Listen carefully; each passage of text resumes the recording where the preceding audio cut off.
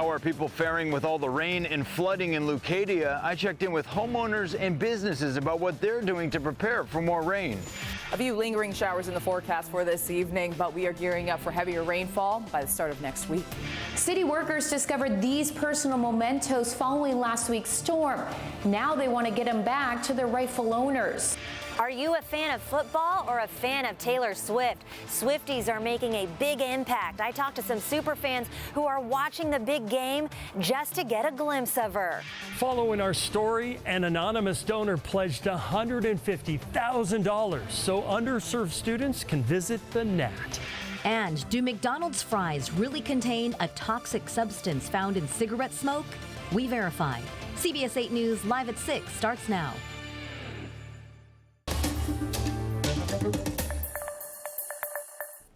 We are still seeing isolated showers in parts of the North County tonight, where some home and business owners are feeling the impact. Good evening, and thanks so much for joining us on this Friday. I'm Marcella Lee. And I'm Jesse Pagan, in for Carlo Cicchetto. People in Leucadia have seen significant flooding as the city of Encinitas struggles to keep up. CBS 8's Brian White shows us what they're dealing with.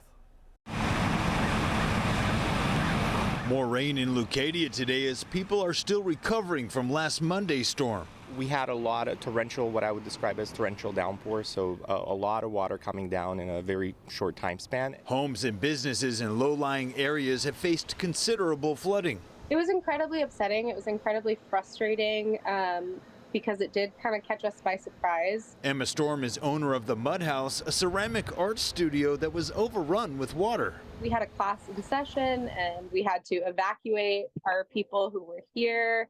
We ended up having to climb out the window. As you can see here, the alleyway in back was completely flooded. And I've been here and I've never seen it that bad, that quick. Thaddeus Gardner's home backs up to the alley. He showed me where the water came into his house. This last Monday, it was a foot. It was up over this bed. It was a foot. It was up over the step. The city of Encinitas has pumps placed in flood-prone areas, but when they can't keep up, Thaddeus here is taking matters into his own hands. He's constructed a flood barrier. Here is wood and plastic sandbags to get it from not going into the house. 16 inches high because high water was 14.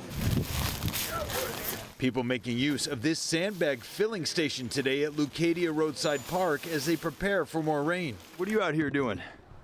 Filling sandbags that will hopefully save my house. Lee Auerbach is hoping these sandbags will help with the flooding he's seen at his home off Vulcan Avenue. The water became a river down the road, which diverted into my neighbor's driveway, which came right into my driveway. And it filled up into a giant lake and almost came in my front door. Meanwhile, Emma and her team at the Mud House have fortified their building with sandbags. They just hope it's enough to keep out any flooding next week. Now I'm just a little nervous and anxious, super anxious, but we did what we could to protect our space, and now we wait and just hope for the best. In Leucadia, Brian White, CBS 8.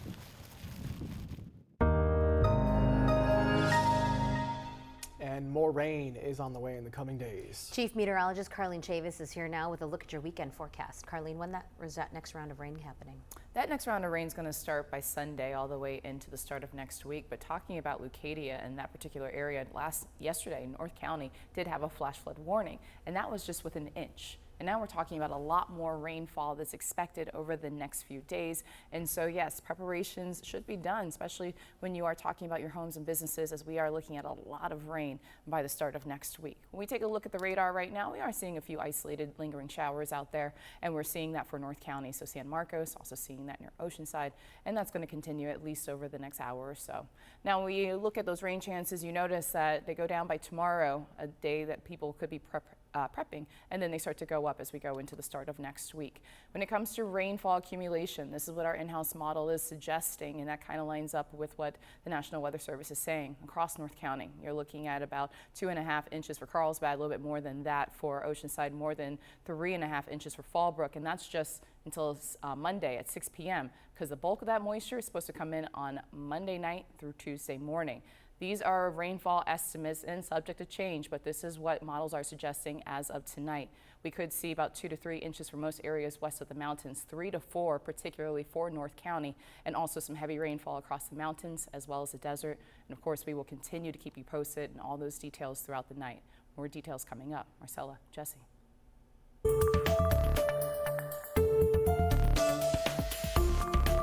CBS 8 is working for you as we partner with the Salvation Army to help our neighbors after last week's historic flash flood. CBS 8's Kirsten Holmes is live in Mountain View tonight with how several agencies are helping out. Kirsten?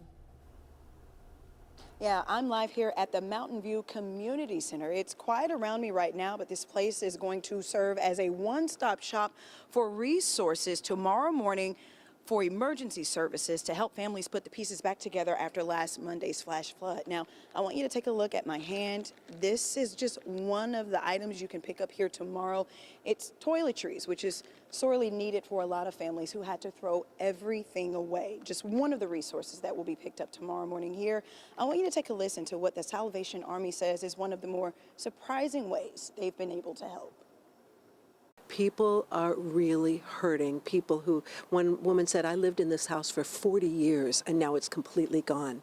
Another man whose wife's medical equipment, she's on dialysis, and all her medical equipment was just ruined, her wheelchair ruined. A homeless man who lived under a bridge, and a couple of other men grabbed him and saved his life because the water was coming. I heard so many stories, and we have been there to not only give goods, but to really listen to people. They just sometimes sit down and start to cry. That's why the Salvation Army is working with other agencies like the Red Cross, the City of San Diego's Public Works Department, SDG&E, and California's Franchise Tax Board. That's important for the people who had property tax payments due on the 1st of February, as well as a host of other agencies here in San Diego, all to streamline the assistance that is so very needed. This local assistance center here at the Mountain View Community Center was established by the County of San Diego. Here's an update on services we have so far. The American Red Cross says more than 600 dwellings have been affected by the storm. The Salvation Army has been able to support 314 households, or a little more than 1,200 people. More than 300 of those households have already been given $30,000 in financial assistance combined, and nearly 3,500 articles of clothing. And that is only a drop in the bucket because the need is still so very great. That's why there's still time for you to help donate. Just take out your phone and scan the QR code on your screen, and it will take you directly to the Salvation Army's donation website. And if you didn't get your phone out in time to scan that code, you can just go to our website, cbs8.com, and click on the help button. This is a live look at the Mountain View Community Center. It's going to be a one-stop shop for people tomorrow. Our crews have been in the South Bay from Shelltown to National City and Mountain View as families clean up water, mud, and debris.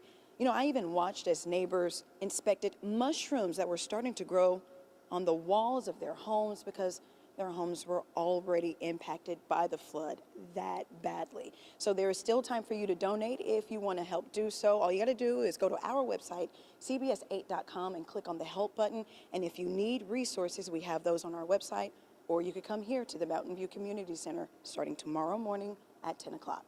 Working for you, I'm Kirsten Holmes for CBS 8. Back to you. Kirsten, obviously a lot of need and a lot of organizations and people out there willing to help. What kind of things can people expect to get if they go to Mountain View for that help? Okay, yeah, they're passing out things like that toiletry bag I showed you earlier. There will also be clothes, blankets, anything you think of that you might need after you lost your home in a flood. Those are the things that are going to be here, as well as emergency services, so that you can get your paperwork in order together as well. Jesse. Right. Kirsten Holmes live for us. And Kirsten, again, that website, cbs8.com, if you just want to go to our website to get all that information. Kirsten, thank you. And don't forget, you can get the very latest forecast and weather alerts sent straight to your phone. Just download our free CBS 8 app or visit cbs8.com. Tonight, a fallen tree has forced a North Park family of 6 from their home. The family is blaming the recent rain, saying it softened the ground around the 70-foot tree. That is a tall tree. The tree came down around 3:30 this morning near New Terrace and Nutmeg Street. A large branch went through a bedroom window. The tree also caused an SUV to get crushed, and it brought down power lines. Fortunately, no one was hurt. The city crews responded to clean things up, and the American Red Cross is now helping that family out.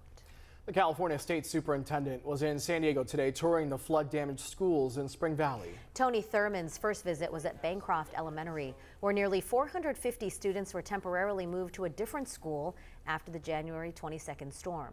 Thurman says similar classroom infrastructure issues are happening statewide.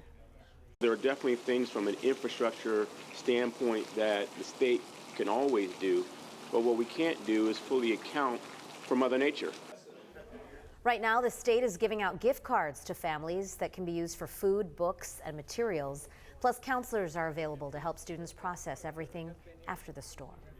State Senator Catherine Blakespear and Sheriff Kelly Martinez are introducing a new bill which would keep guns away from people experiencing mental health crises. Senate Bill 1002 would give people released from a mental health care facility a 72-hour deadline to turn over their firearms. Blakespear says this would close a gap in the existing law, which makes it harder for police to make sure people prohibited from having guns turn them in.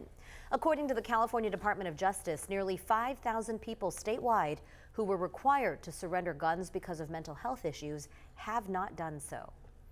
San Diego County leaders unveiled new Pallet homes today. They want to make available to people who are experiencing homelessness. They're now looking for organizations willing to put the homes on their property. That's a look at them.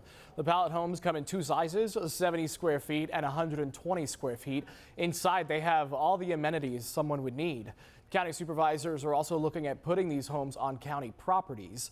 That proposal will go in front of the full board next week. Still ahead tonight, the personal treasures that survived last week's severe flooding. Plus, your days of landline might be numbered if you're an AT&T customer. And up next, the search is on for one person after this robbery and pistol whipping that was caught on camera here in Southern California.